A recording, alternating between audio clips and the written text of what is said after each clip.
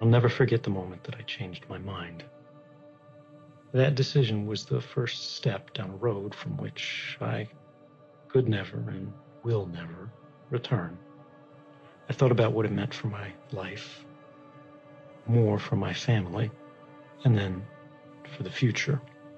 And to me, it seemed that to say nothing was no option at all. It wasn't about protecting myself anymore. The only thing that mattered was the truth. That was a lonely moment, and for a long time I felt isolated. When you start off, there's something inside you telling you to do it. And it comes because you have a heart and an eye, and the courage to stand up. Human rights, it's not a job, it's a conviction.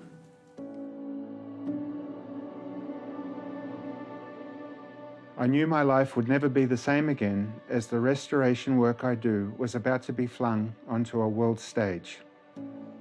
I felt way out of my depth and had to steel myself to rise to the occasion. It was 2018 and I was about to receive the Right Livelihood Award. I still remember where I was the day I got the call. How empowering that someone finds our work useful. There's something meaningful in seeing so many people from so many different places say, I understand, and I'm with you. When I looked at the achievements of my fellow laureates that year and of all those who preceded us, I was humbled and amazed. The Right Livelihood laureates all come from such different backgrounds, cultures, and parts of the world. Those who, against all odds, are pushing forward the edge of hope for the rest of us. What I realized was the other Right Livelihood laureates all come from these extraordinary backgrounds and extraordinary places, and they're all engaged and unified by an extraordinary struggle, expressed in different instances, but bound by the same fight.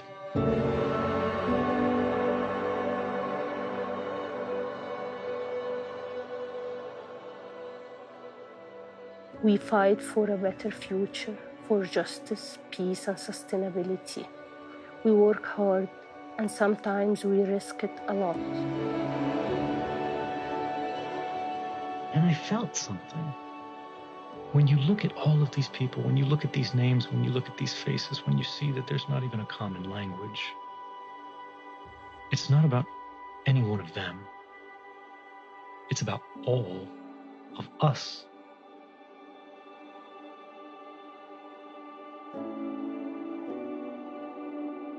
When the award presentation was over back in 2014, that's when it hit me.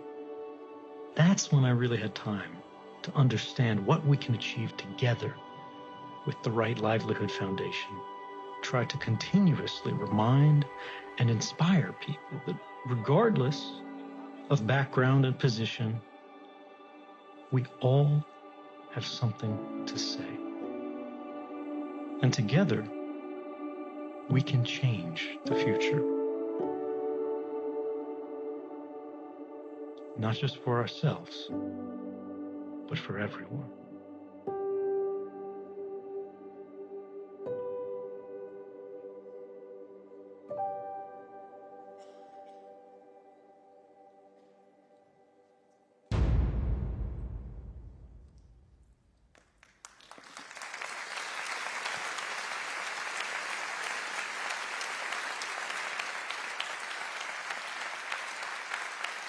Thank you.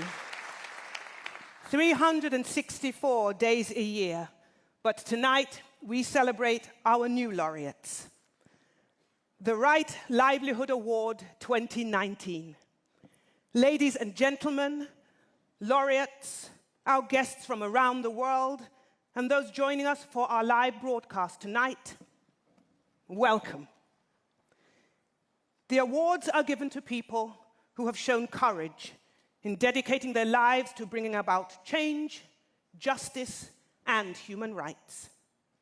My name is Josette Bushell-Mingo. And my name is Kayo Shakoni, and we will be leading you through this evening.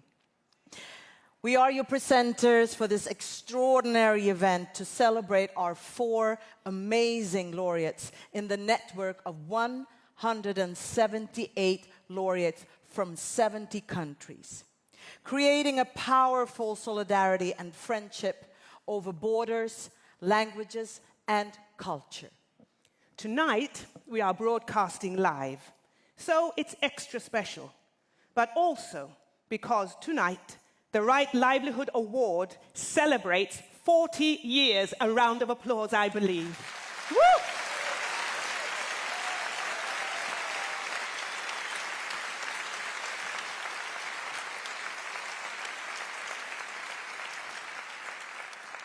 In 1979, the Swedish-German philanthropist and stamp collector Jakob von Uxkull turned to the Nobel Foundation with a proposal to suggest 2 new Nobel Prizes, one environmental award and one award to promote knowledge and perspectives of communities in poorer countries. To fund the prizes, he offered to sell his stamp collection worth more than $1 million and donate the money to the Nobel Foundation. Jacob saw how the decision makers were meeting behind closed doors, out of touch with reality. The Nobel Foundation politely rejected the proposal to establish 2 new awards. There and then, Jacob decided to create the Right Livelihood Award to support people fighting for a just, peaceful, and sustainable world. Parts of the stamp collection were sold, and that was how the story began. We're delighted to have the founder of the Right Livelihood Award with us tonight, Jacob von Uxkull. Please give him a warm hand. Where are you, sir? Woo! Bravo.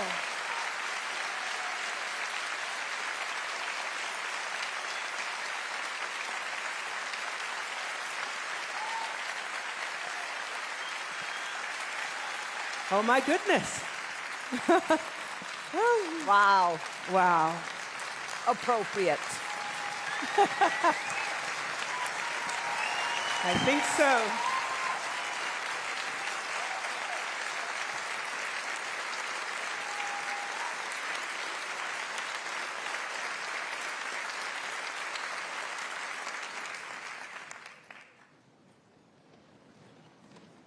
Most appropriate. We'll talk a little more about the Right Livelihood Award a little later. But now, it's time for our first guest, Arne Brun. Please give a warm applause to Arne Brun and her song, One.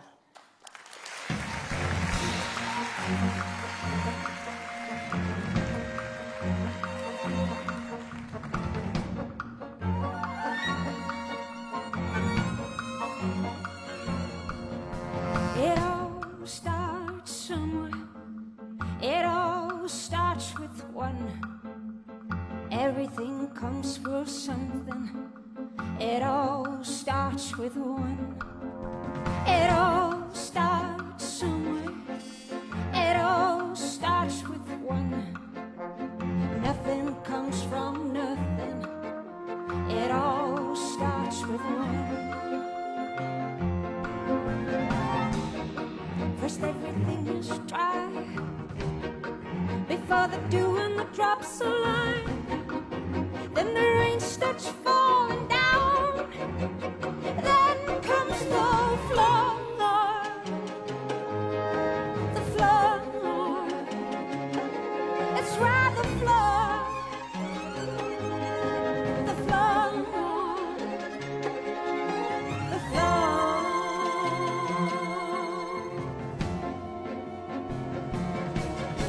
We all start somewhere.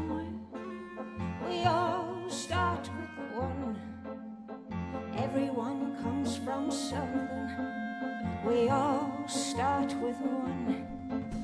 We all start somewhere. We all start with one. No one comes from nothing. We all start with one.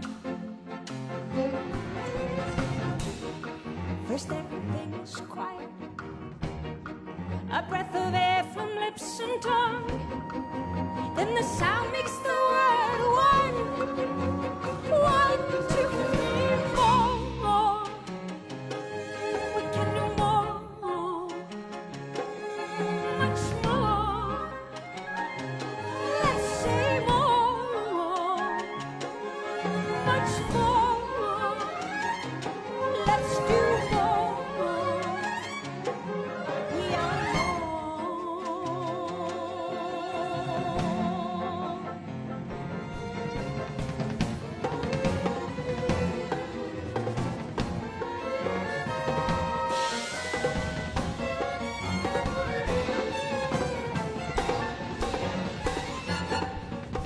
Stones from dust, anger from fear, poetry from heartbeats, revolution from dreams, revolution from dreams, revolution from dreams. It all starts somewhere. It all starts with one. Everything comes from something. It all starts with one. Starts with one.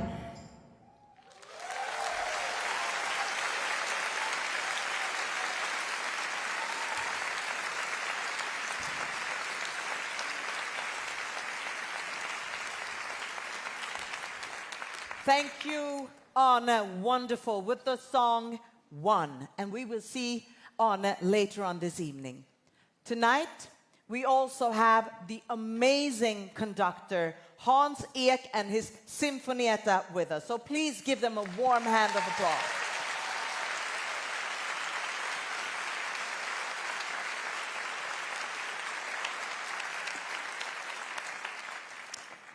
As we said earlier this year, the Right Livelihood Award celebrates 40 years. So the foundation felt they needed something extra to mark the moment. They asked the internationally renowned sculptor, Tony Cragg, to design a prize for our laureates this year. The prize is made of humanium. And that, Yes. Sorry for interrupting, but instead of us trying to tell you what it's made of or how it's done, there is a film. oh yes.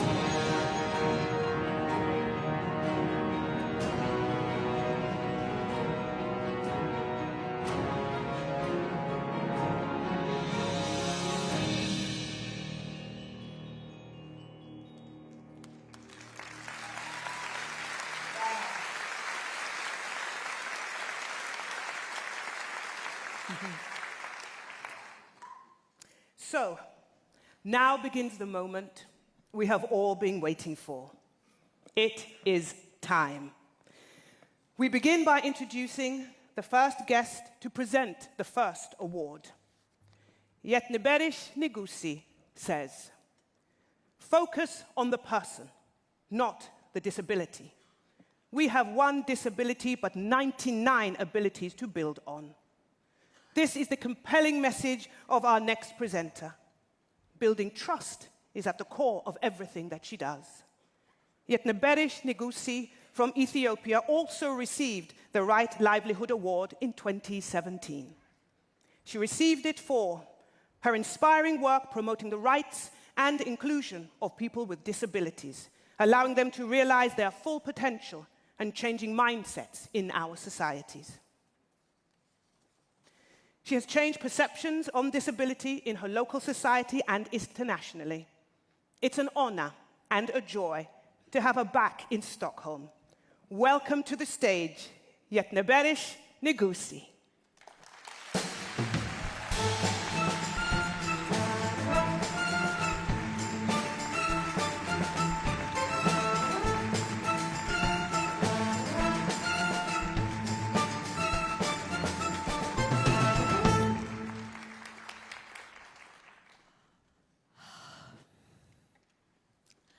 I am so honored to be the one to hand over the award to a woman who has fought her important battles for such a long time. Despite anger and frustrations, imprisonment and torture, only with non-violent methods, I recognize a little bit of myself in her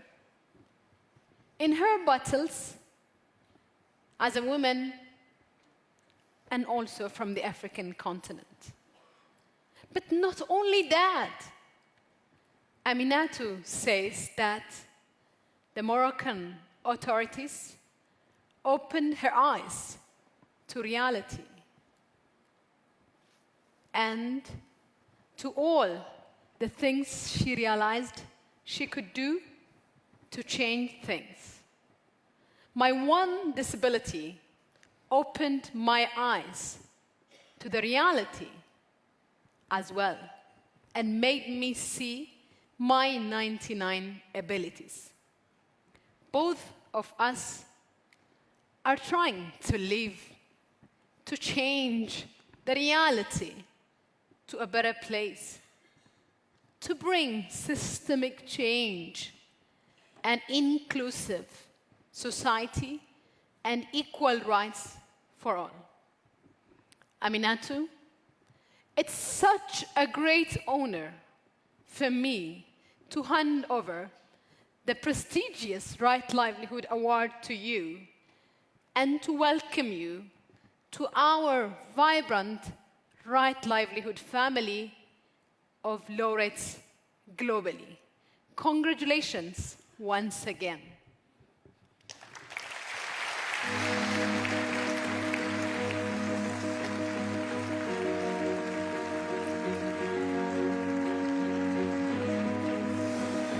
Aminatu Haidar is an outstanding non-violent activist and human rights defender from Western Sahara, a territory occupied by Morocco since 1975. Over 30 years of peaceful campaigning for the independence of her homeland have earned Haidar the byname Sahrawi Gandhi. She has raised awareness about the oppression of her people by organizing demonstrations, documenting cases of torture, and carrying out hunger strikes. Her dignity and resolve make her one of the most respected leaders among the Sahrawi people. Like many other Sahrawi activists, Haidar has been beaten, tortured, and detained without charges or trial. She has spent more than 4 years in prison for peaceful protesting. Despite death threats and harassment directed at herself and her 2 children, Haidar tirelessly campaigns for a political solution to one of the world's longest frozen conflicts. Aminatu Haidar, Western Sahara.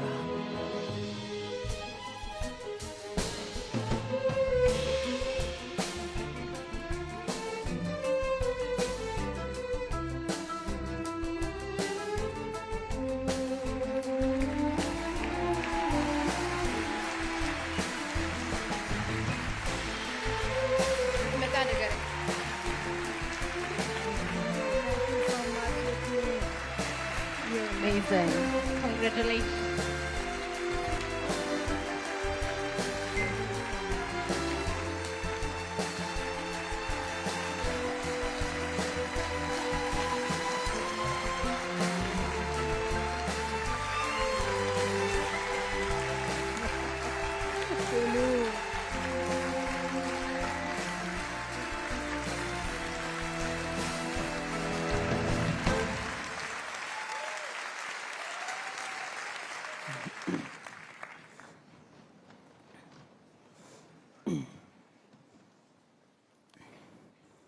Thank you so much, إثني.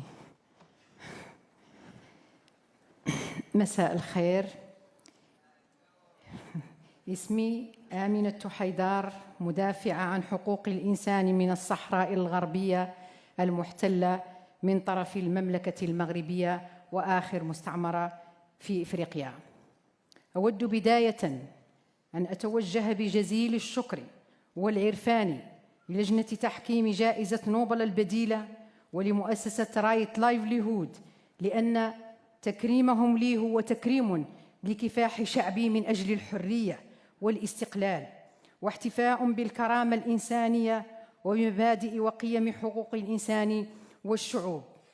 وأود كذلك التوجه بالتهاني للفائزين الثلاث معي بهذه الجائزة، وأقول لهم أن نضالهم هو نضالنا جميعاً، وأن نضالاتنا تتكامل من أجل إنسانية أكثر عدالة وأكثر احتراماً لحقوق الإنسان وللطبيعة وللوطن الكبير الذي يؤوينا جميعاً، أمنا الأرض. وأشكر عزيزتي غريتا ثمبرغ على تذكيرنا نحن الكبار بمسؤولياتنا المتعددة الأوجه تجاه جيل الشباب والأجيال القادمة التي سترث الكوارث والمصير المحتوم بسبب إهمالنا. شكراً عزيزتي. أيتها السيدات أيها السادة، تجربتي مثل تجارب الكثير من أبناء وطني مليئة بالظلم وبانتهاكات حقوق الإنسان وبالاختفاء القسري والتعذيب والحرمان، ولكن مليئة أيضاً بالمقاومة وبرفض الخضوع وبالإصرار على الدفاع عن حقوق الإنسان والشعوب. والمسؤولون المباشرون عن هذه المعاناة هم دولة الاحتلال المغربي التي تصر على رفض الاعتراف بحقوقنا كشعب صحراوي، لكن دولاً أوروبية أخرى مسؤولة أيضاً عن معاناتنا مثل إسبانيا التي تخلت عن مسؤولياتها تجاهنا كمستعمرة سابقة، وفرنسا التي تحمي المغرب وتدعمه من داخل مجلس الأمن، وبالطبع الأمم المتحدة التي عجزت حتى الساعة عن تنفيذ قراراتها بخصوص حقنا في تقرير المصير والاستقلال، وباتت تحافظ على الوضع الراهن وتحمي استمرار الاحتلال نوعاً ما. والاتحاد الأوروبي مسؤول أيضاً لإصراره على نهب خيراتنا بالتواطؤ مع المغرب في انتهاك لجميع القوانين بما فيها أحكام محكمة العدل الأوروبية. نحن في الصحراء الغربية نريد عالماً تسوده الديمقراطية واحترام حقوق الإنسان واحترام سيادة الشعوب على ثرواتها واحترام قيم ومبادئ القانون الدولي التي تحكم العلاقات بين الشعوب والدول.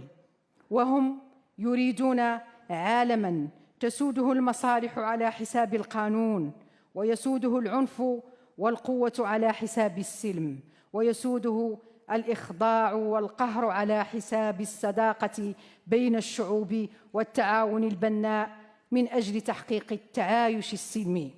نحن في الصحراء الغربية نريد سيادة كرامة الإنسان، وهم يريدون تمريغ هذه الكرامة في أوحال العبودية والقهر والحروب، ويدفعوننا دفعاً للتخلي عن سلمية نضالنا لأنهم لم يتركوا لنا مخرجاً آخر. وهذا هو أكثر ما أخشاه، أن يضطر الشعب الصحراوي للعودة للحرب للدفاع عن حقوقه بسبب تجاهل المنتظم الدولي لهذه الحقوق.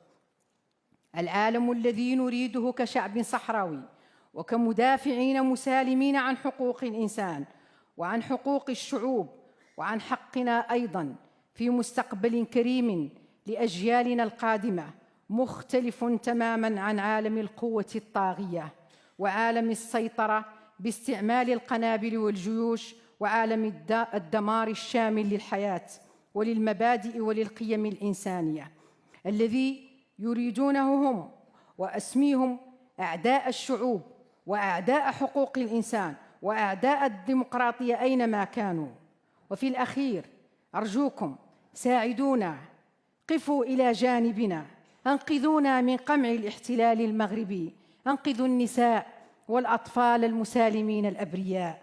أدعوكم لخوض معركة إنسانية من أجل تحرير عشرات الأسرى المدنيين الصحراويين المحكومين بأحكام جائرة قاسية. أشكركم سادتي سيداتي من جديد على دعمكم لي في مساعي ومساعي كل الفائزين بهذه الجائزة، لأن دعمكم لنا في نضالاتنا يقربنا أكثر من تحقيق أهدافنا التي تصب جميعها في نفس الهدف النهائي المتمثل في تحقيق عالم يعيش في ظل السلام والوئام وفي ظل الاحترام المتبادل، عالم يحترم الطبيعة كما يحترم الإنسان وجميع الكائنات الحية. وشكرا جزيلا.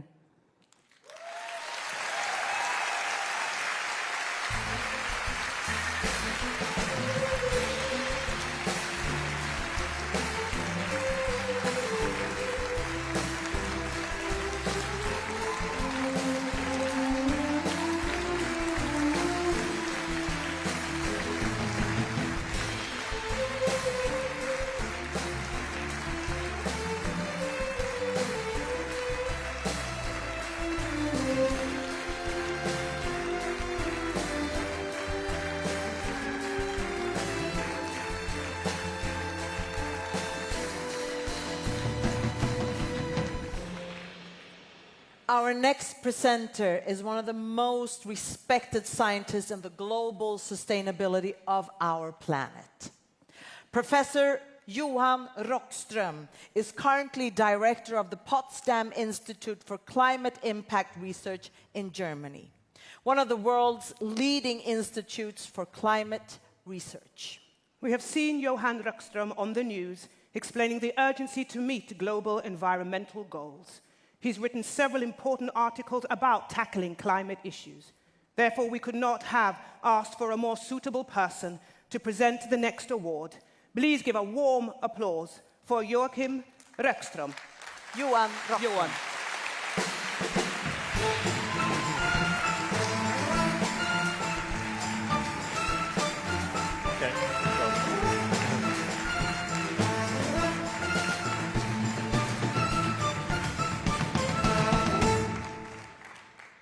So, dear friends of planet Earth, my phone rings. 2 young girls ask whether they can come and meet us climate scientists to get the latest update on the global climate crisis. I, of course, immediately send down one of our electric cars, pick up the girls, after they have led the first Fridays for the Future global conference and demonstrations in Berlin on the 15th of March. 3 hours are spent in my office, where these sharp teenagers pose very, very difficult questions to our ice sheet and ocean modelers. Is it really true that West Antarctica, already at 1 degree Celsius warming, may be irreversibly melting, crossing a tipping point that could lead to unstoppable sea level rise of 2 meters?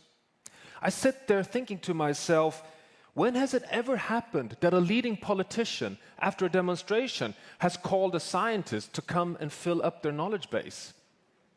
You know, I quickly shake off my silly comparison.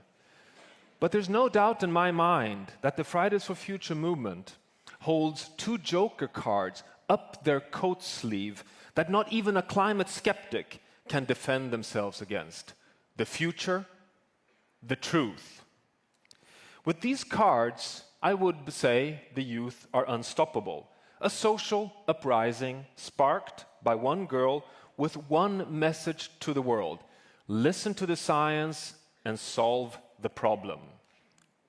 It may sound simple, and it is simple, if we simply decide because we're facing a planetary emergency. And today there is a double reason for frustration, dear friends.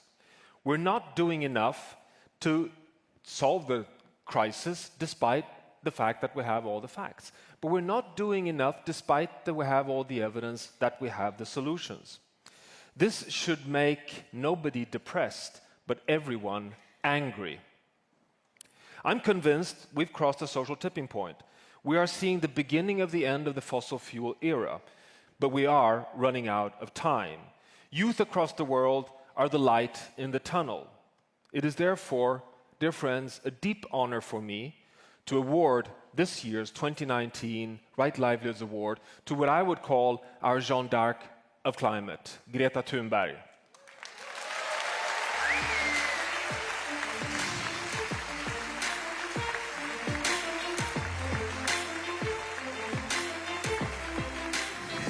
Greta Thunberg is a teenage climate activist from Sweden. She is the powerful voice of a young generation speaking up on the climate crisis and personifies the notion that everyone has the power to create change. What started as a one-person school strike for climate outside the Swedish parliament soon developed into a movement which has taken the world by storm.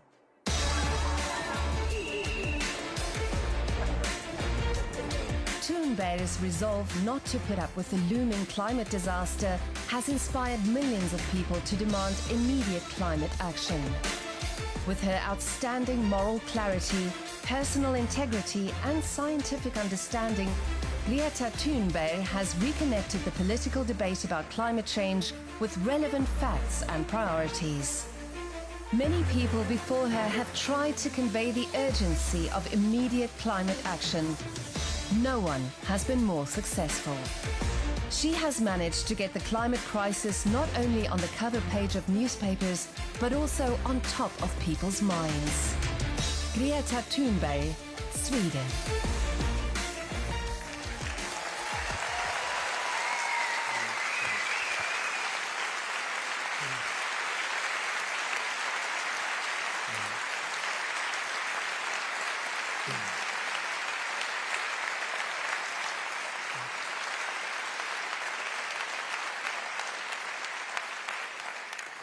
And as you know, she just crossed the Atlantic. I've been following that every day because I have my two sons sailing in the other direction across the Atlantic.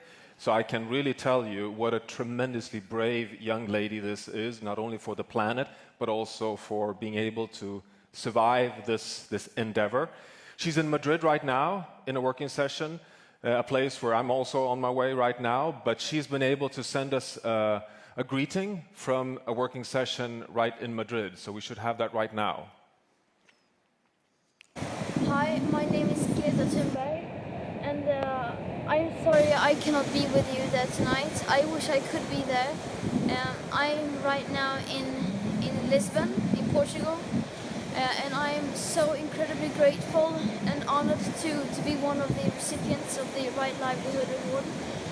And it means a lot, and I wish you a good evening, and yes, we will continue. The fight continues, and we will never stop. So thank you so much for this honor, and have a good night.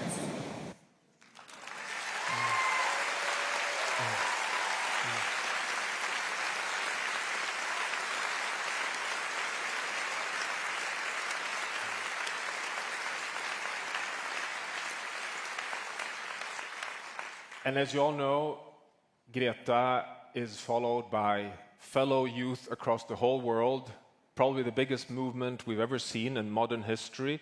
And we have Melda and Tindra here to receive the prize on behalf of Greta. So warmest congratulations on behalf of her. It's a heavy piece, but here we are.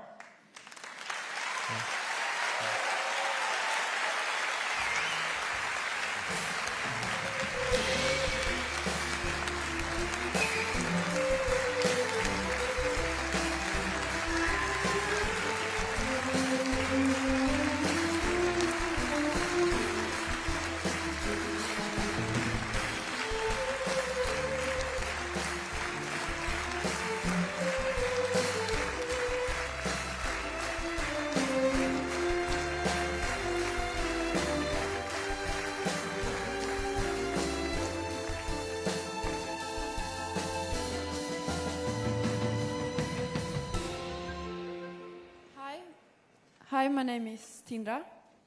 And my name is Melda, and we're part of Fridays for Future.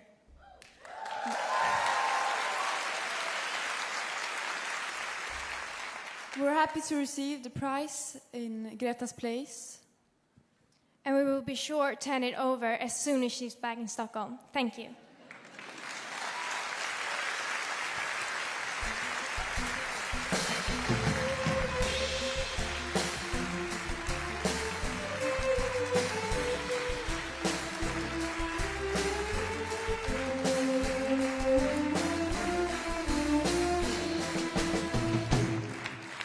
Thank you so much, Tindra, Melda, Tindra, Melda, and the Right Livelihood congratulates Greta Thunberg and thanking Johan Rockström.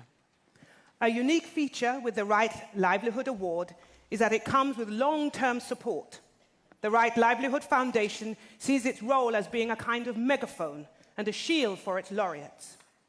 The support work is tailored to meet each laureate's specific needs and to amplify their work. Activities include, for example, funding security measures for the laureates whose lives and liberty are in danger, in establishing contact with UN agencies and promoting advocacy and different kinds of campaigns. Extraordinary. We're now delighted to welcome to the stage a wonderful artist, Jose Gonzalez.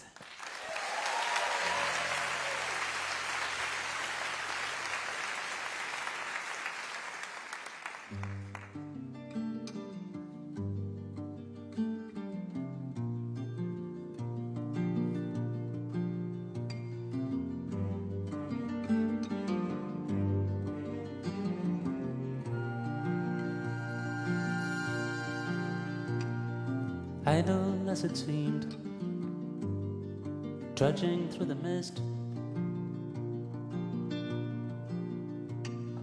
following the creeks, erasing dim lines on the list,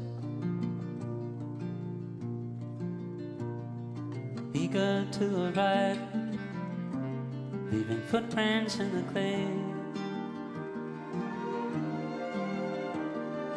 reading rocks and blinds, telling indigo from gray, telling indigo from gray. Scattered rays of light, and dust grains in the air,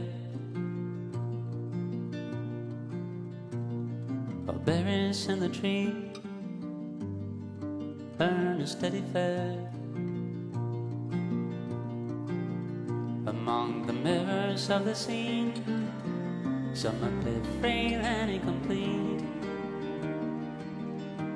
In a vast field of days, she runs from the deepest valley past the sun, opening up the vault to find spinning tops and play.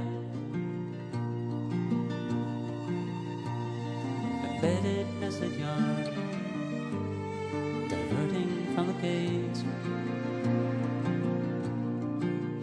But once a faint elusive moans, evaporate in the morning light. All deserted yearnings come to life, surface from the dark to realize when at last she runs from the deepest valley past the sun. All this time, witness to the changing tides. All the while, finding ways how to make sense of all the light, to shape the currents and the rigid eyes you're living in. All this time, witness to the changing tides.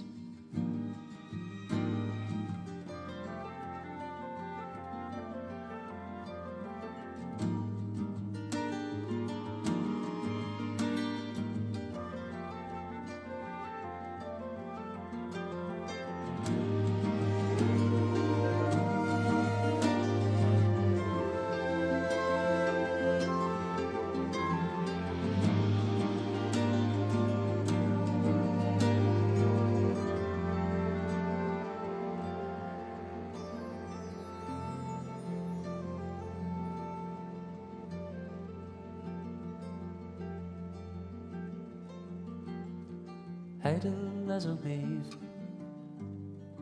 moving out at sea, cruising without sound, molding what's to be, serene between the trails, serene with the time and ink of a ghost.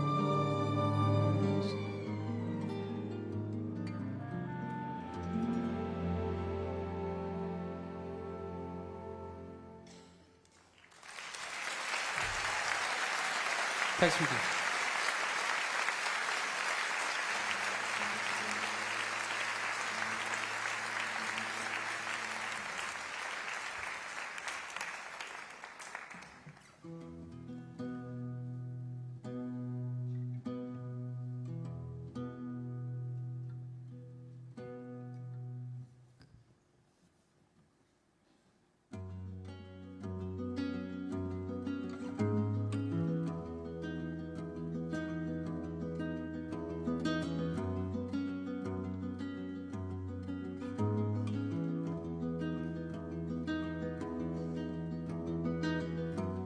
Too blind to know your best,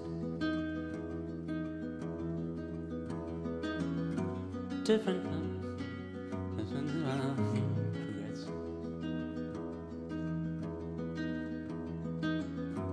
different now. Every step is like a mile. All the lights seem to flash and pass you by.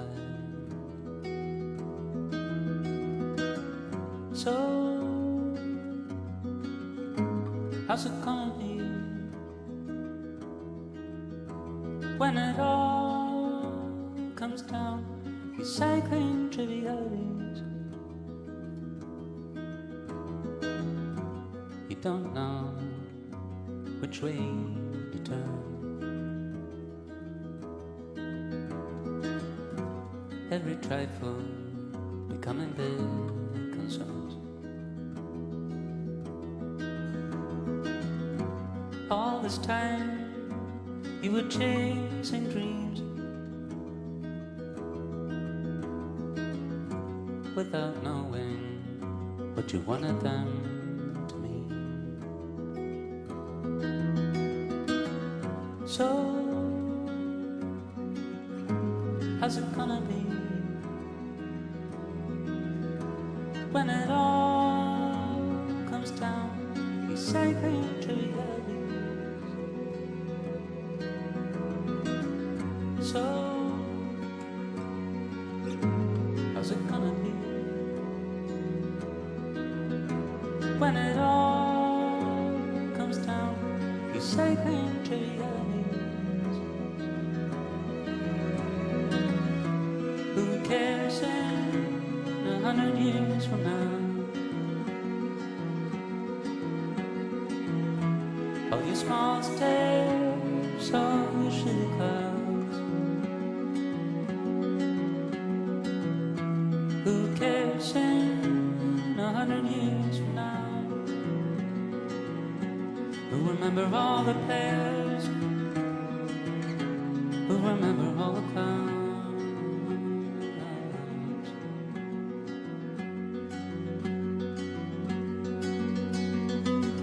So how's it gonna be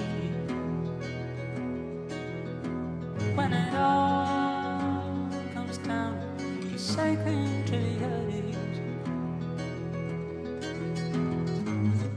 So where's this living me when it all comes down? Recycling trivialities. Recycling triviality. Recycling triviality.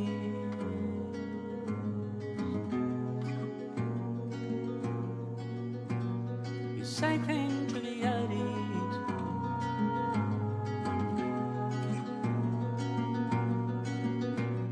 Recycling trivialities.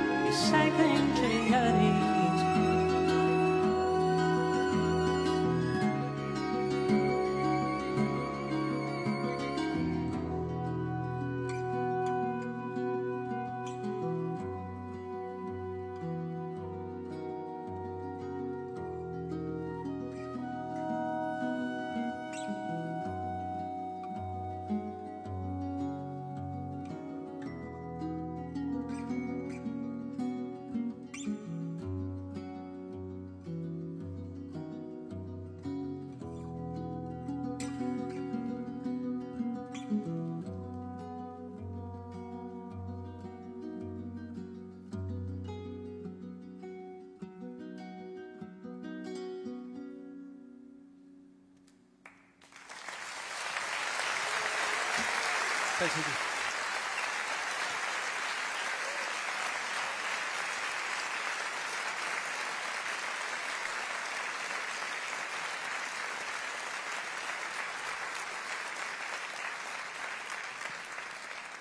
The magical Jose Gonzalez, thank you so much for being with us tonight.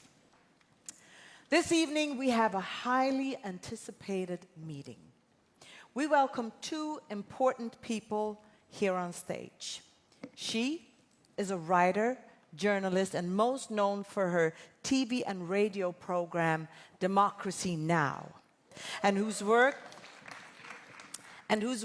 revolves around peace movement and human rights organizations and independent media. She has received great recognition, including J.F. Kennedy Prize for Journalism, and was also the recipient of the Right Livelihood Award for Independent Journalism. Our next guest, if you would like to applaud. What a night. So, our next guest needs no introduction, but only to say he's one of the world's most important voices for freedom and democracy. Having worked for the United States National Security Agency, he became a whistleblower and exposed the mass surveillance of ordinary citizens by the United States government. His courageous act of civil disobedience awakened us to the violation of our human rights by our own governments, and we can how better protect our information on the internet. He also received the Livelihood Award in 2014. Ladies and gentlemen, joining us, Amy Goodman and Edward Snowden, live from Moscow.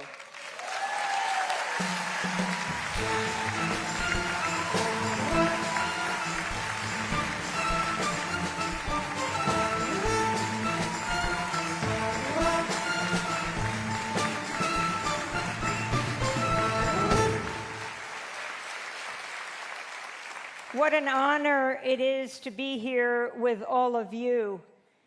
Only sadly, one person here today cannot be joining us live here in Stockholm, and that is Edward Snowden. Ed Snowden, we welcome you to Stockholm from political exile in Moscow, Russia. Thanks so much for joining us tonight at this 40th anniversary Right Livelihood Award event. Thank you so much.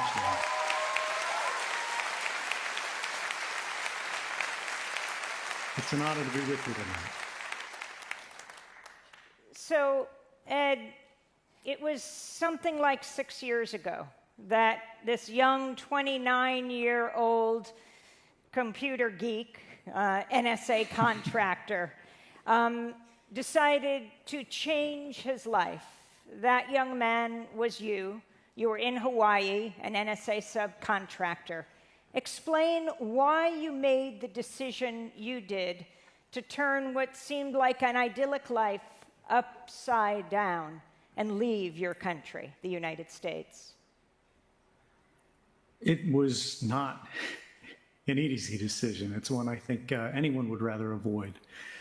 But there's a question that we all face when we come into contact with things that call into question our deepest beliefs. I was always very much an agent of government long before I worked for them, because I believed everything that I heard and everything that I read from official sources, because to me it seemed that they had no reason to lie to us. But through my time in government, as I moved to more and more senior positions, and worked more closely with each of the systems, I began to see more evidence that the private truths of what government was actually doing these things were very different than the publicly presented versions of it. And nowhere was this more clear than in what I witnessed in the creation of the system of global mass surveillance. This is a system that I wrote eventually in that year to a journalist by the name of Laura Poitras. Was totally indiscriminate and far beyond even the very loose restrictions of American law, and I think international standards that we've come to accept regarding surveillance. This was a new system that saw everything that you did and did not care or bear any regard whatsoever to the difference between those suspected of crimes and those who had done nothing wrong.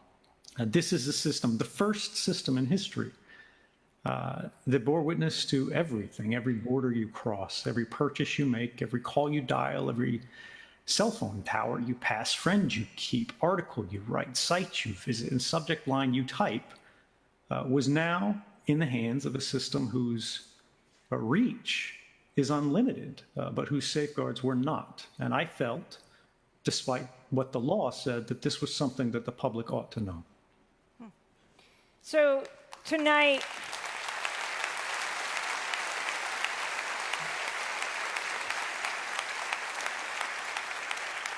and as you can hear here in the auditorium in Stockholm, and if we could hear that applause around the world, it would be thunderous. People are deeply concerned about what you reveal to the world.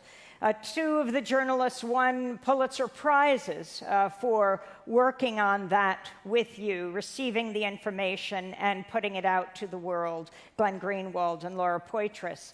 But now you cannot go back to your own country, though you are hailed as a hero by so many. 5 years ago, the Right Livelihood Foundation worked hard for you to come to Sweden. Until this day, not a single European government has come forward to offer you protection against extradition to the United States.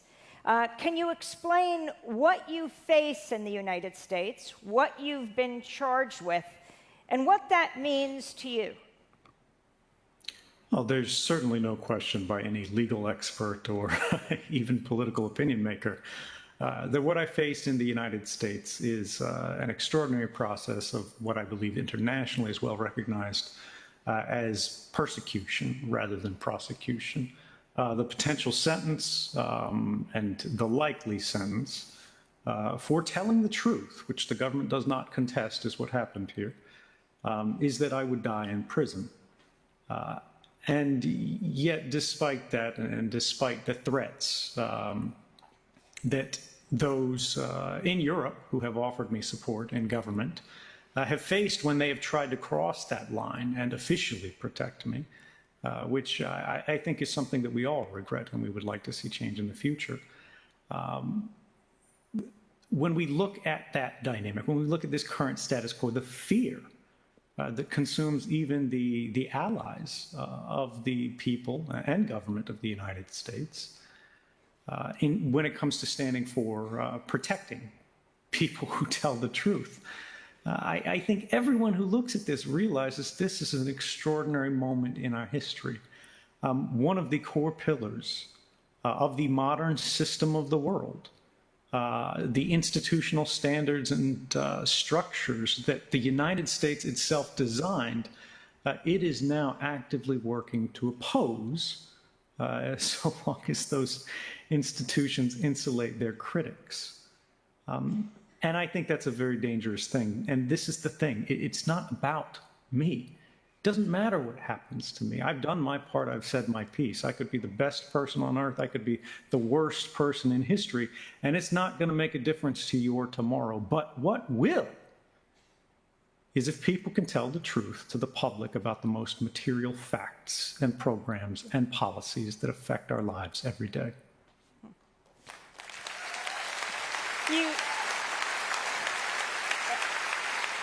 Ed, you currently have Julian Assange at a maximum security prison in England, facing 175 years for espionage in the United States. You have Chelsea Manning back in jail in the United States. You concerned that you won't face a fair trial in the United States. Can you respond in all of these cases? You are all among the most famous whistleblowers in the world. Yeah, when you look at my case and the Manning case before me, When you look at the Ellsberg case going all the way back to the 1970s, they're all derived from the same law under which Julian Assange, who, it should be clear, owes no allegiance to the United States. He's not a U.S. citizen. He's simply a publisher working in news. They've been charged under this Espionage Act. This is a special law that absolutely rules out any kind of fair trial.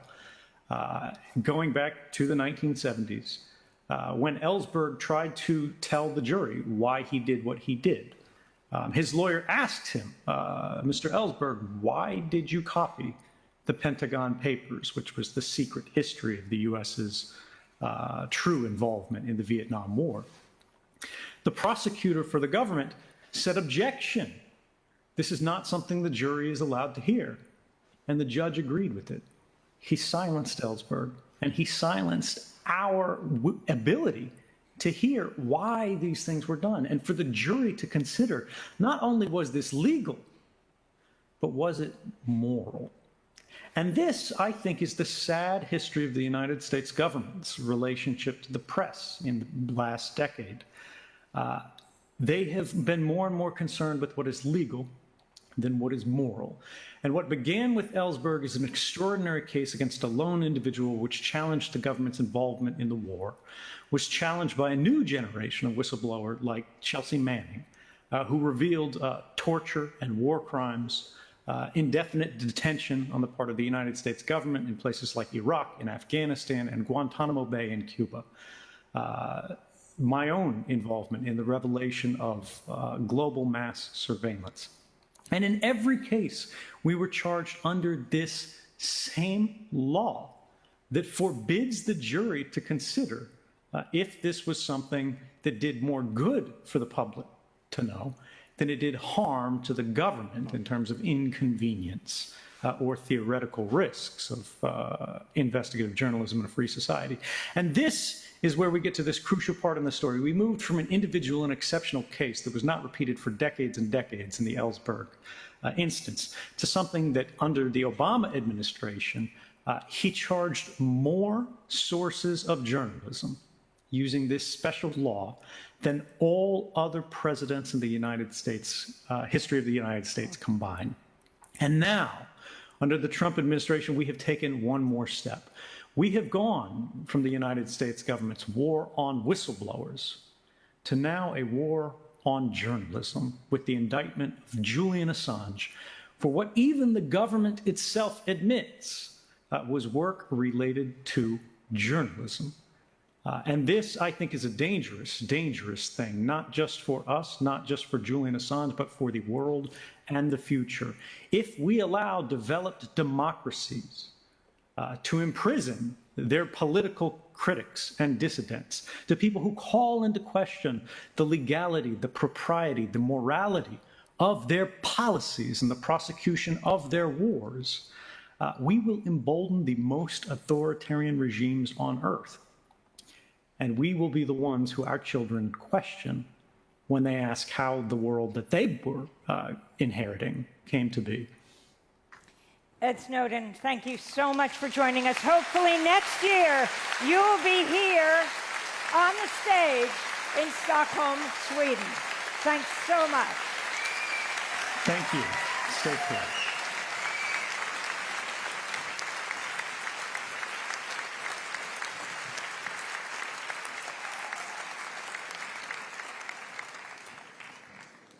Wow. Thank you so much. A call to truth. Thank you for a truly inspiring meeting, and we wish you luck and continued strength in your work ahead. And thank you, Amy Goodman. Thank you. Of course.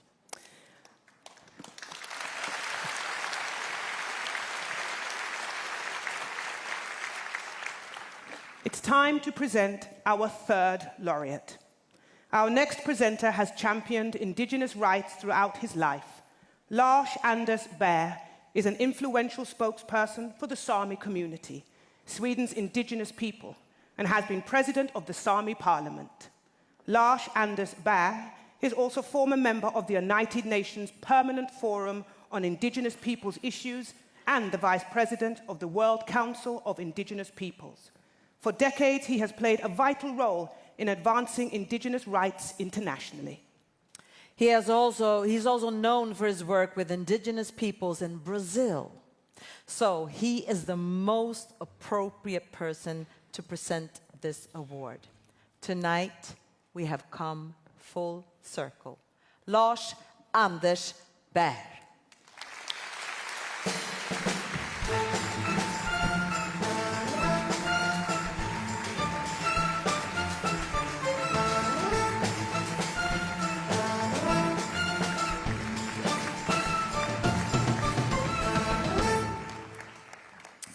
Jo, Börje Holomot, Livelihood laureates, friends of indigenous peoples, ladies and gentlemen. It is both with honor and gratitude I have the pleasure to introduce my indigenous friend and the next Livelihood laureate, Mr. David Kopavana. David is not only a long-standing leader and spokesman of the Yanomami people, but also an advocate for rights and dignity of indigenous peoples globally. David has, together with his peoples and other indigenous peoples in Amazonas, been acting as the guardians of not only human, but also the biological diversity for a long time.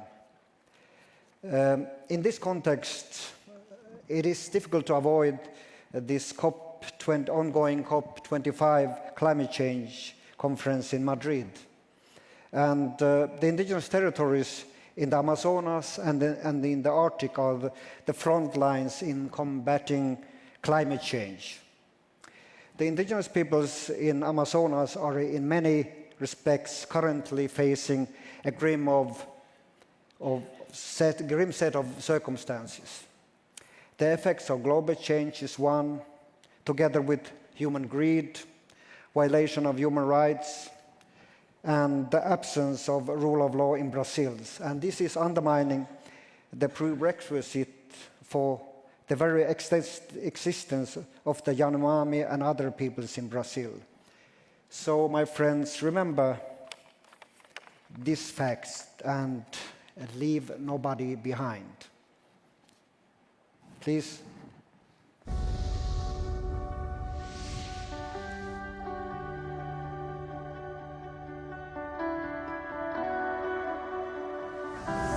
Davi Kopanawa of the Yanomami people is one of the most respected indigenous leaders in Brazil.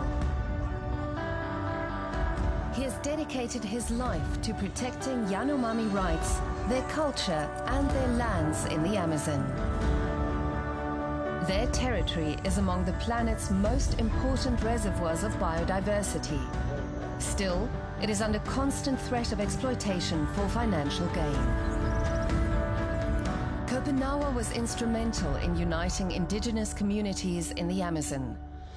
In the 90s, their alliance secured official recognition of the Yanomami land rights to 96,000 square kilometers of land in the rainforest. Together with 11 leaders from Yanomami communities, Kopanawa co-founded the Hutukara Yanomami Association in 2004. Under his leadership, the organization has advanced indigenous rights. Hutukara is actively sharing Yanomami knowledge on how to inhabit their lands sustainably, preserving the rainforest for the benefit of the whole planet and its people. Davi Kopanawa and the Hutukara Yanomami Association, Brazil.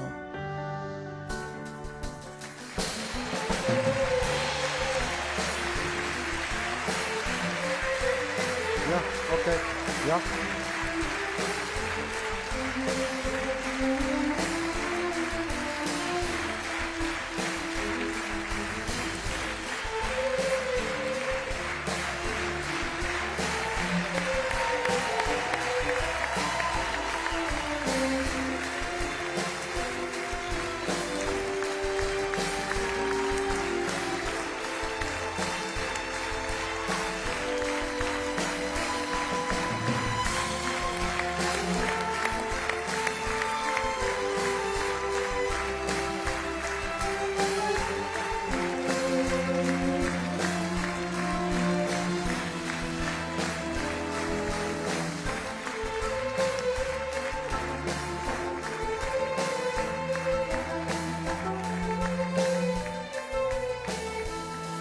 Yeah, okay.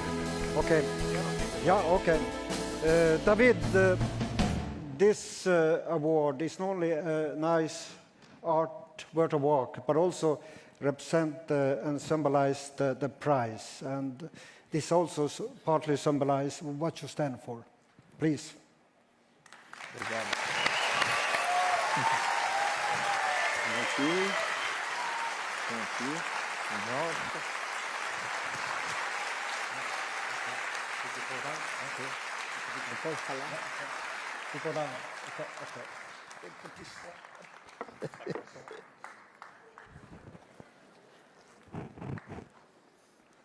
Hey, Nabawamake, Kamia Behitoblaru Yaro, Komi Wamake, Yanoma Yamakuha, Kamia Noa Wemu, Nababurn, Ware Tobore Mayaro he, Premio Aha, Kamian, Urihin, Noama Demiakutayan, Kuyaro, Nabapata. Governo Ana kami wamane kuri hibu wani yaro. Peiteri wamak pata mui wamak no siamai. Ware nabe lope brahamabe. Patau samilayoma. Yurib nomanayoma. Shawara awain. Hura awain toku awain. Kami yanomai yamak nomabru. Anaku yaro. Kami yamaku urihi buham. Hoshimi mahit kuwa yaro. Kami yamak bihito blaruma. Yamak bihito blaroimi kudayana. Hoitana ya urihi bun nuamu hato blario. Ya bihiku yaro. Yata tema. Ko yaro. Kami yamak urihi buham. Ai tub. Ai yamak. Urihi buham. Yamak no siamu bihio. Naba bata wamakana. Naba governo brasileiro. Eha wamak no siamu nanyu. Ai yamak urihi buham. Hehua magbihi. Anak kure kamian yat pesiman. Anak kure yamata pesiman. Yamaka hoi suhari blodi. Yamak nakamu. Maki nababon wamanaka huai mehe. Aita. Naba wamakun. Kami yanomai yamak beruawi. Wamarek urihi petaimi. Wamarek urihi petaim kudayan. Beyamak noamu ma. Wamarek tahu hakunaha. Wamarek waudo kohib noamu blai. Ana kami yaku bihio mayaro. Yanosiamu. Aita. Aita akun. Oshe turbo. Hia turbo. Moko turbo. Kaho. Pata wamaku. Wamakuna urihi. Wama awani aniwi. Wamak urihi pa. Tare mayaro he. Waita he. Hia turbo. Moko turbo. Konkaplarioma. Urihi a. No amang bihio no muho yarohe. Enaha ibata kutauma te amablarioma. Kami aku bihioma. Muito obrigado. Salva Floresta.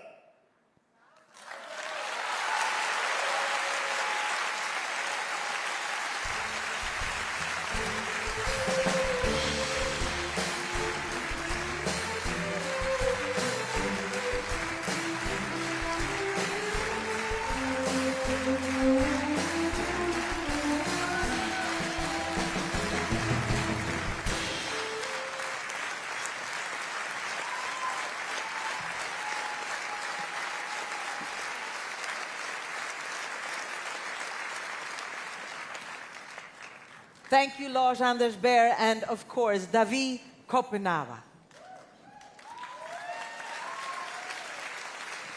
Wonderful. Josette. Yes? Did you know that anyone can propose a candidate to be considered for the Right Livelihood Awards? Really? Mm-hmm. Who would you nominate? Oh, I can't tell you right now. Oh, okay. The laureates are carefully selected by an international jury after investigating by the foundation's research team. That is pretty amazing. What's also amazing is that we're about to welcome back to our stage the wonderful musical artist, Arne Brun.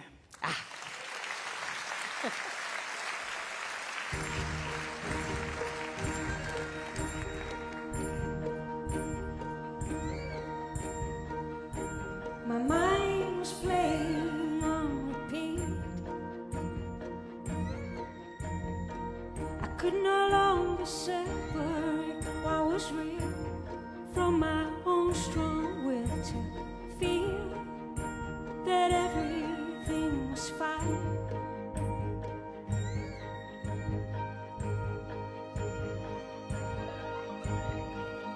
I decided to write down my endless thoughts on paper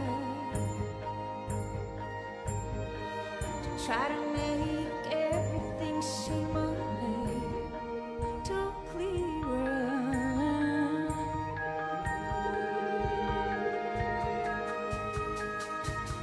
I found a little black notebook on top of my refrigerator.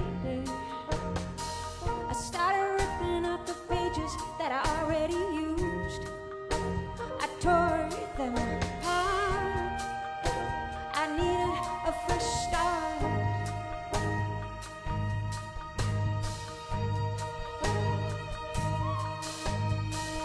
Then I read some notes I made last year in October.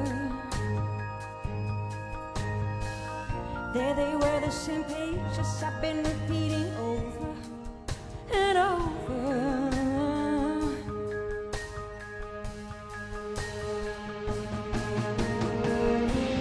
Let's go deeper. I wanna go deeper. I wanna be the best I can be with you. I wanna feel free, yeah. I wanna be me.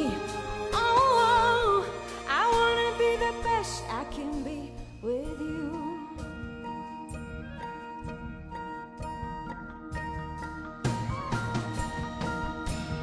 Real change might take wide turns, and when you think you moved on, you do need a little time to really come around, and the naked truth to release the mind.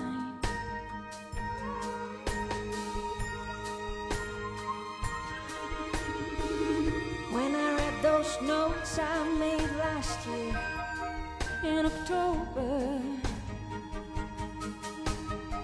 I realized I've been losing my dream over and over.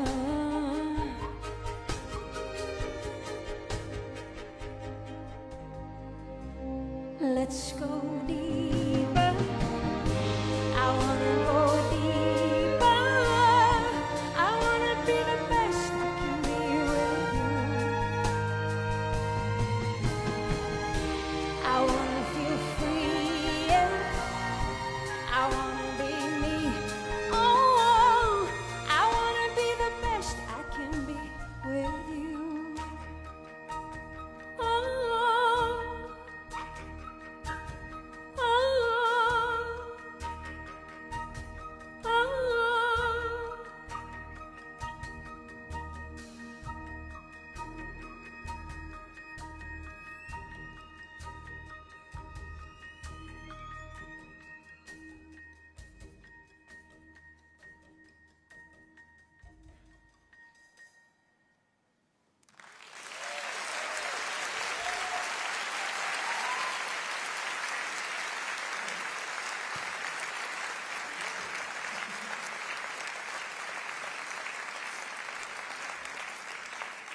Thank you so much, Arne Brun, with the song The Black Notebook. And thank you so much for joining us here on this extraordinary evening.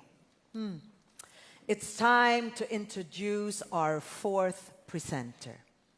Our fourth and final presenter is the Greek-Swedish journalist and writer. She has been committed to fighting racism and sexism for over 2 decades. Any attempt to silence her has made her voice even stronger.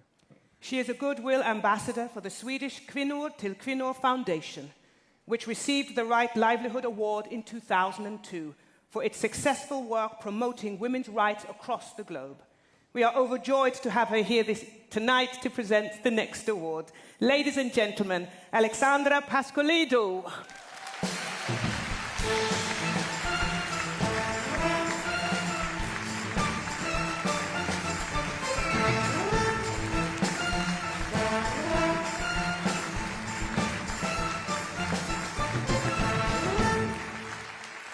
Thank you so much, Josette and Caio.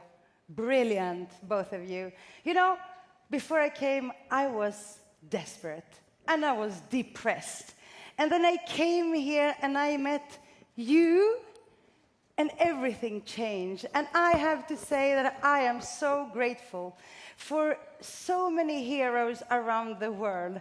I am so inspired. I am also convinced that we will win, that we will be able to empower all these people that have been deprived of their power, that we will be able to give back the voices to all these silenced people around the world. Gender inequality and gender violence are poisoning people and societies around the world. And I know many women in this room have been victims of sexual abuse and harassment, and I am one of them. And I am so proud that we finally have been able to break these silences and the solitude. China is home to 650 million women. 1 in 4 married women in China has experienced some form of domestic violence by her loved one, by her husband, in her own safe space. And not to talk about discrimination at the workplace that is rampant. Guo Jianmei is a pioneer of women's rights who has raised awareness to the fight against gender inequality. Guo's work continues to impact the lives of millions of Chinese women. And it is a great honor for me to stand here in front of you today as we are celebrating her impressive work.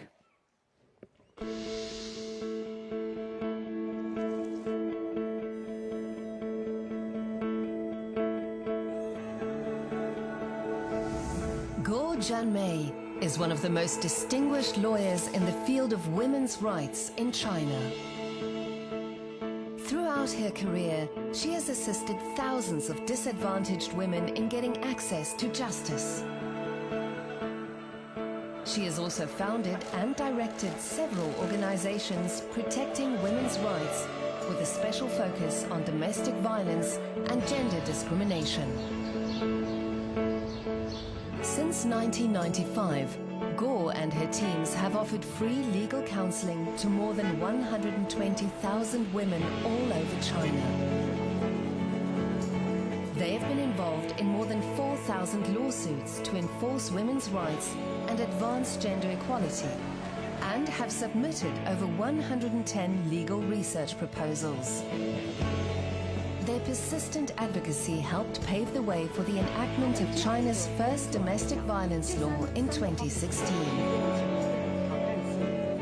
Guo has shown courage and extraordinary resilience, despite increasing restrictions and decreasing funds. Her work continues to impact the lives of millions of Chinese women. Guo Jianmei, China.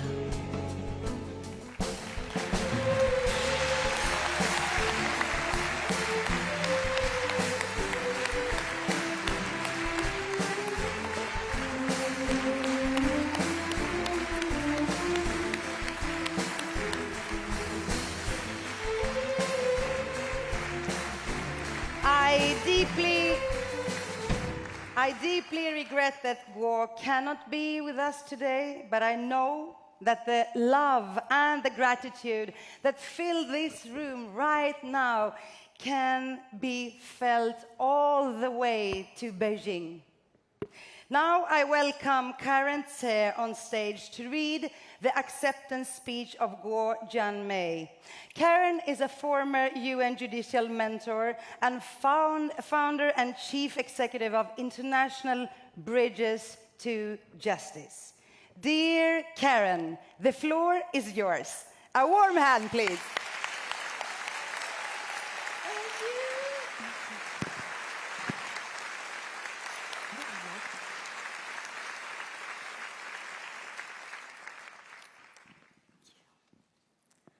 As Guo Jianmei once stated, law in China is a sleeping beauty. If China's laws were implemented more efficiently, there could be great improvements regarding the state of women's rights and interests. This is a worldwide problem with a worldwide solution. These issues are common to all of us. At International Bridges of Justice, a global organization that works to prevent torture and protect people's due process rights, we support lawyers around the world who courageously show up in police stations, courtrooms, and bring their light into the darkest corners of prisons. They have the prophetic imagination to believe they can, and therefore they do create a new future. We may not see these lawyers, we may not hear their names, but they are with us today as we celebrate the leadership of Guo Jianmei in the global movement for justice. In the words of a defender joined together with us in solidarity, take courage, friends. The road is often long, the path is never clear, the stakes are very high, but deep down there is another truth. You are not alone. On behalf of Guo Jianmei, it is my honor to be able to read her message to all of you tonight. Dear friends and fellow 2019 Right Livelihood Award laureates, this Right Livelihood Award recognizes and acknowledges the efforts of my team and me to uphold women's rights and the rule of China for the past 25 years. Currently, pro bono work in China is facing enormous challenges. This award serves as an encouragement and motivation. In any society, the state of women's liberation is the natural yardstick of universal liberation. Ever since the Fourth Congress on Women took place in Beijing in 1995, China has indeed achieved progress in the protection of women's rights. Yet, there is much that we still can do together to address issues arising from deeply rooted traditional cultural norms and discrimination within the justice system. Myself and my team are committed to the vision of living a life for public interest, advancing gender equality through law, striving to protect the rights and interests of disadvantaged women through legal aid. The Center supports women in solving their challenges from our unique and innovative perspective. Our work integrates three core aspects to reach this goal: women's rights, legal aid, and the development of non-governmental organizations. During its 24 years of operation, the Center has created a unique civic model of pro bono legal aid. The Center has carried out a series of pro bono activities, such as free legal aid counseling, legal aid and pro bono litigation, initiating the network of Chinese public interest lawyers, establishing the Training and Practice Center for Public Interest Lawyers, and driving the implementation and improvement of legal policies related to women's rights and interests. Meanwhile, behind all of these difficulties, behind all of these achievements, are immense challenges and difficulties. The perception that we are outside of the system hinders the dialogue and collaboration between the government, society, and ourselves. The overall lack of gender awareness, legal awareness, public service, and social responsibility in the society of our work to all leads to many misunderstandings and even threats. Shortages of funds and talent pose serious challenges for our work personally and institutionally. As regulations are not in place, even the institution on which these lawyers depend are hampered by fundraising challenges. We believe that if we are to improve the situation, we should learn to seize opportunities amidst challenges and strive for the advancement and professionalization of public interest lawyers. Firstly, we should raise the overall level of gender awareness and the sense of public service and social responsibility in our society. Public interest lawyers and governments should be in dialogue and communication to further mutual understanding, trust, and collaboration, creating a harmonious institutional environment for disadvantaged groups. We should, by all means, continuously cultivate and recruit legal talents, converging forces, and collectively advancing development of pro bono legal services towards sustainability, high efficiency, public interest, and professionalism. My aspiration as a public interest lawyer is really very simple. It is to let the sunshine of law lighten up every corner of our life. I am honored by this award and the recognition of the years of dedication by our team and the network of public interest lawyers across China. Thank you.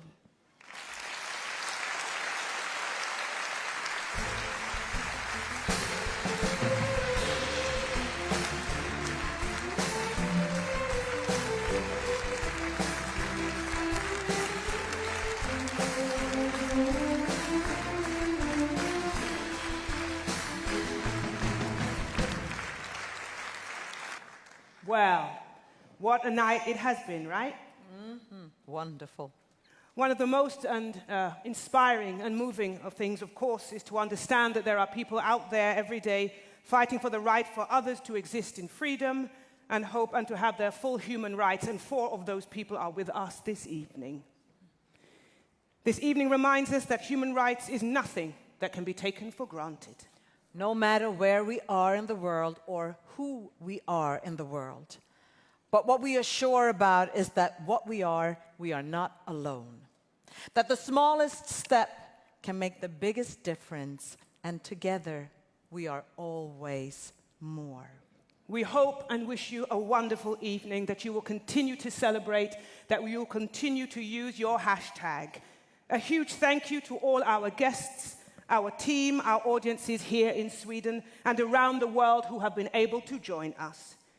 We would personally, of course, like to thank the Right Livelihood Award for asking us to be your hosts this year. And most importantly, to thank all of our laureates, sending you love and power and strength for the days ahead. We live in extraordinary times. Thank you so much, ladies and gentlemen.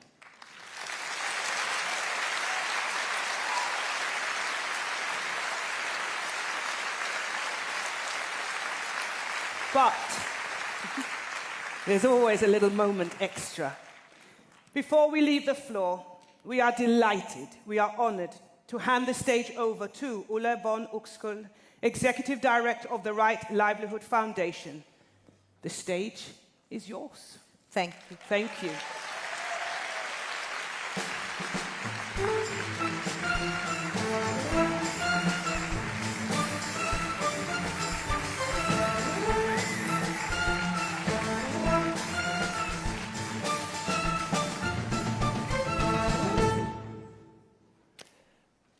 Dear laureates, thank you so much for this inspiring evening. You've given me something very precious in this difficult time in human history, and that is hope. Hope because with your courageous work, you prove every day again that we can solve our global problems. The solutions exist. That is the message of the Right Livelihood Award laureates. And you give me hope because you are many. We are many. The 178 laureates of the Right Livelihood Award from 70 countries are just the tip of the iceberg of the social movements and change makers who are working every day for a better future. And yet I admit I'm really afraid. I'm afraid that time is running out for us, and that we'll continue to neglect the solutions that we have right in front of our eyes, and that we will continue business as usual. Why is it that we find it so hard to change?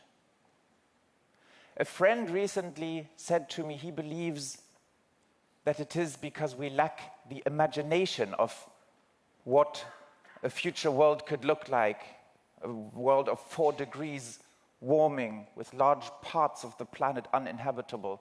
And that has to be true, because if we could imagine that, how can it be that we don't change? But then there's also the power of positive imagination, the dream of another world. That, to me, is maybe the greatest significance of the work of the laureates, that they help us imagine what another future can look like, and that they always show us the next possible concrete steps to get there. That is what I hope you will take with you from this evening here tonight, the practical vision of a just, sustainable and peaceful world, and the insight that it's always through these concrete next steps, through our own actions one by one, that we bring about the change that we want to see in the world. For me personally, this next step will be to go to the climate strike organized by Fridays for Future in Rinkeby at noon on Friday this week.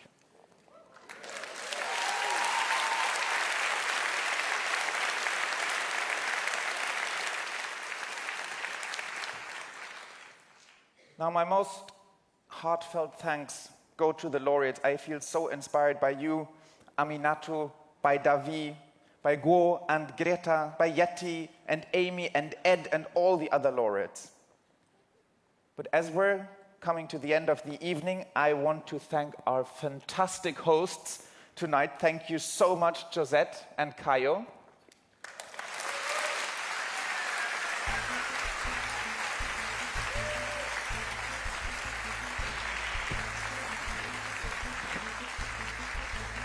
Thank you, Hans Ek, with your amazing musicians.